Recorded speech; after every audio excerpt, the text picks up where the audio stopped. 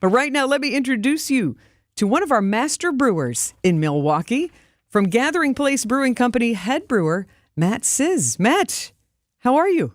Good. How are you? I'm great. Happy New Year. I'm really glad you're here because I am doing Dry January. You, as a man who makes beer, are you doing Dry January this year? Not this year, no. I would say I'm doing more of a light January. A damp January? Have you heard that phrase? I have indeed. Yeah, I think we all need, after Thanksgiving, Christmas, New Year's, just a little lightening of the drinking. A little reset button. A little reset. If you choose. Yeah. And the damp is the lightening. Yeah. I just thought that was such a funny phrase because going cold turkey on anything can be a challenge. And I'm doing Dry January not as a challenge, more as a curiosity.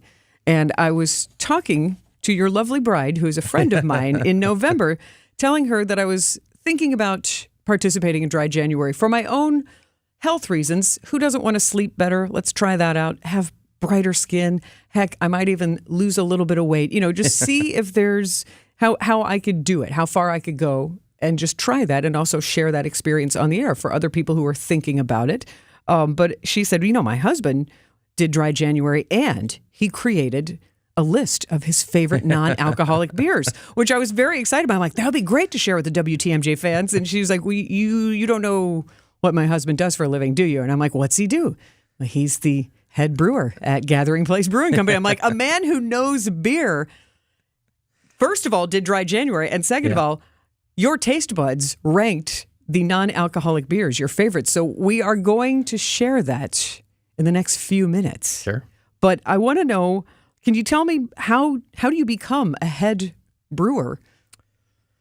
That is the $1 million question, there you go. Isn't it? Is it something you always wanted to do or something you've discovered recently? I would say, it's something you discover over time. I think most people in the brewing industry start home brewing. We all it's have a fun other hobby, sure. Fun hobby, yeah. And I guarantee every one of them was in college, right? Mom and dad got them a home brewing kit for Christmas, and that's where a lot of these breweries were born. But for me, I grew. I had a fine arts background in college, and it took me a while to realize that, when you're a kid and you're creative, they give you a paintbrush, right? That's the easiest way to go about it. Or a pencil to start drawing, yeah. Yep, or singing or music. It took me a while to realize that where I was truly creative was in designing beer recipes, brewing beer, and that was really my creative outlet. I've always said between food and beverage, and you talk about mixology, these really are creative areas that blend that science as well. I love that you are calling this a creative process because we keep talking about what's on tap, culture and creativity. I think sometimes people think, you say fine arts, and I'm sure people are like, he wanted to be a ballet dancer or he wanted to be in the symphony. It covers so much. So I love that this isn't a creative expression for you. So how did you figure out you might be able to actually make a living at it? With a lot of patience and a lovely bride at home that was able to support my endeavor. It's a dream, sure. It's a dream. And in Wisconsin, we have so many wonderful craft beer places, craft breweries. Yep. So it's not like, hey, you know what? I've cornered the market on this. I'll be the only one. So it seems like quite a scene.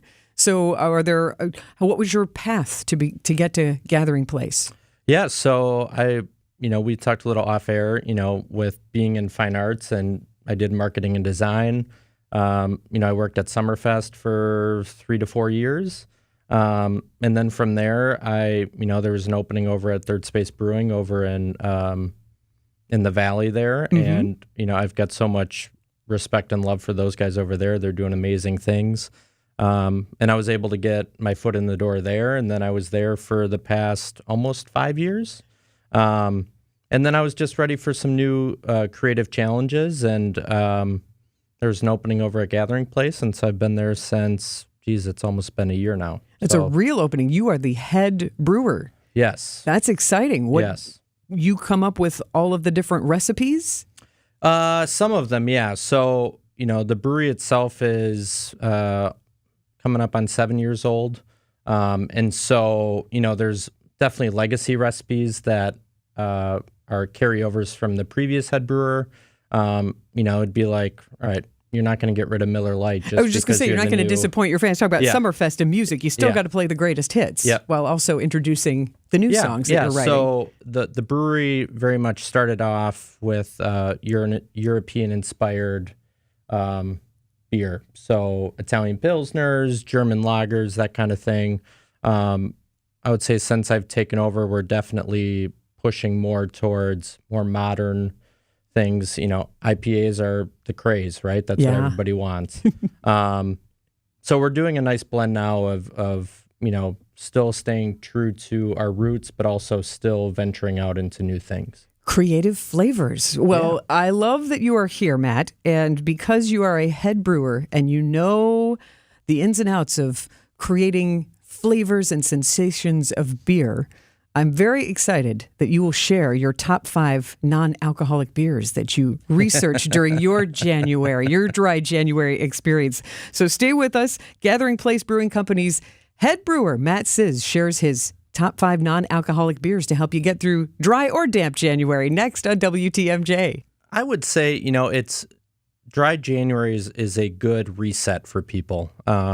As I said, like the holidays, I just feel so bloated after the holidays that I'm like, even if it's just for like 2 or 3 days, I just want to consume nothing but water, Get hydrated.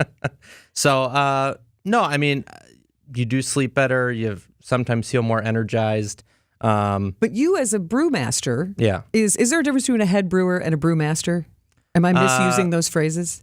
I would say it's semantics. Okay, because brewmaster sounds, Dungeons and Dragons sounds very impressive. Yeah, typically what you would see is that at a brewery, typically one of the people that has started the brewery is the head brewer or the brewmaster. I would say those words are kind of used interchangeably. Okay. I didn't want to be insulting anyone, or just every time I said that, somebody out there is cringing and going, he's not really a brewmaster. No, he's the head brewer at Gathering Place. Sandy, you can call me whatever you'd like.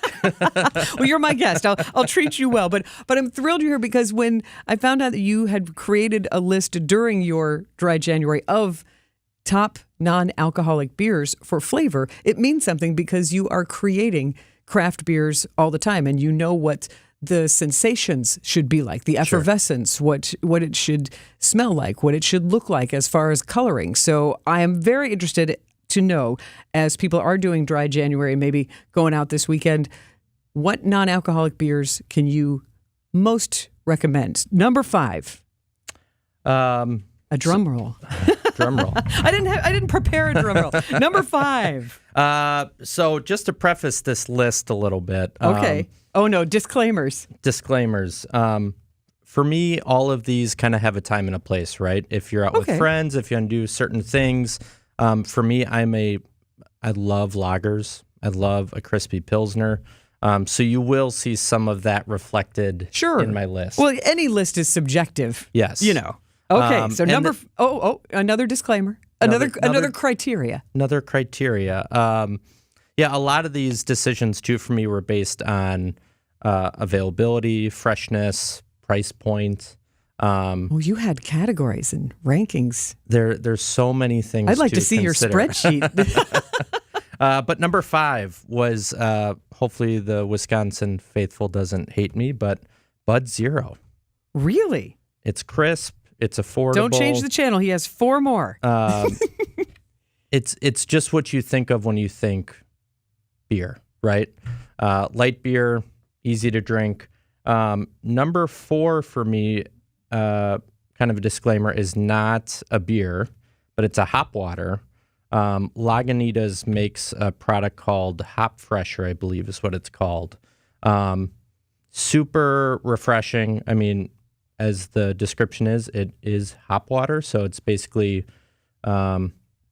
This is a new term for me because I'm going to tell you, I've been posting on social media my progress, and there's a fan and a friend of mine named Chris who definitely recommended the Lagunitas Hop Refresher because it's hop water. And hop water is a whole new phrase to me. Yep. Can you explain what hop water is compared to a non-alcoholic beer? Yeah, so easiest way to describe it would be like a LaCroix but instead of, whatever natural flavors they're adding to it, it's some sort of dry hopping is added. Okay. So kind of like you would have an IPA where you get that hoppy flavor. Mm-hmm. You're going to have that same kind of thing, but in a crystal clear water that has no alcohol in it. Interesting. And you enjoyed the Lagunitas Hop Refresher. Yeah. Okay.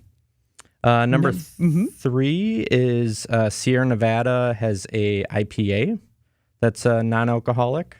Sierra Nevada Pale Ale, they're, kind of flagship, normal alcoholic beer.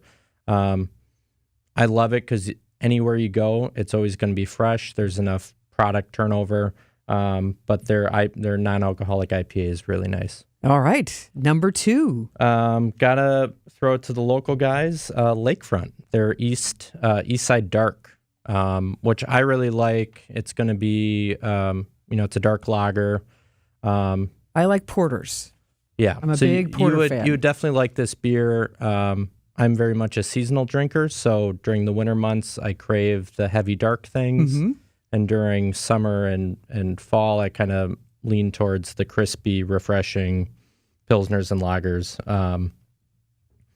And then my number 1, which Sandy, I told you a little bit backstory on it, but Coors Edge is my number 1 NA beer. And why do you say that? It's crisp, it's refreshing, but it also helped the Milwaukee Bucks win a championship. So that was the story.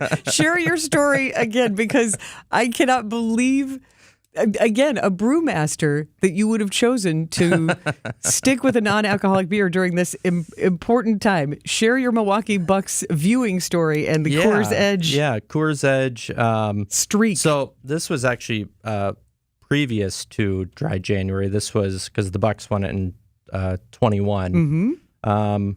I was at a friend's house, and they his wife actually might have been pregnant at the time, and so they had some Coors Edge in the fridge, and it was the Game 7 against Brooklyn where Kevin Durant's toe was on the line. I remember the toe game. And I had a Coors Edge, and the game just turned. Like, they started doing really well, so I was sitting in a spot on their patio, and I was like, I can't move. Like any good game, superstition. Superstition. How funny. So maybe it's a sentimental favorite as well. Maybe.